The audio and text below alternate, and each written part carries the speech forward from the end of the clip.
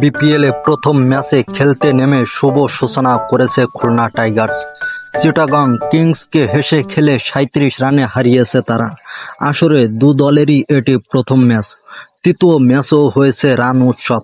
মাহিদুল ইসলামের রেকর্ড ১৮ বলের ঝোড়ো 50 আর অস্ট্রেলিয়ান বৈশিষ্ট্যর ৭৫ রানের ইনিংসে চিটাগং কিংসকে ২০৪ রানের টার্গেট দেয় খুলনা টাইগার্স।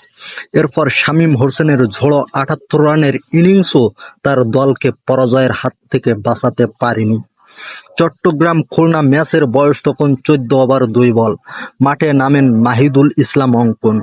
প্রথম ৩ বলে নেন ১ রান, কিন্তু পরের ওভারে ১ নাম্বার থেকে গিয়ারে শিফট করে যেন পাসে অঙ্কন। শামীম হোসেনকে পরপর ২ বলে ২ ছক্কা হাঁকালেন। শরীফুল ইসলামের করা পরের ওভারে ৩ ছক্কায় তুললেন ২০ রান। ১৭ ওভার শেষে ১২ বলে ৩৫ রান নামের পাশে মাহিদুলের।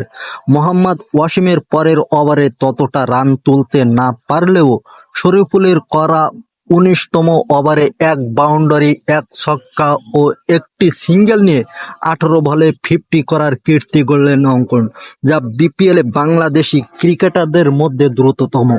এর আগে ২২ বলে ৫০ করে রেকর্ডটি ছিল সাকিব আল হাসানের দখলে। তবে দেশি বিদেশি হিসাব করলে বিপিএলের দ্রুততম 50টি রেকর্ড সুনীল নারিনের, সেটাও আবার মাত্র ১৩ বলে কুমিল্লার জার্সিতে।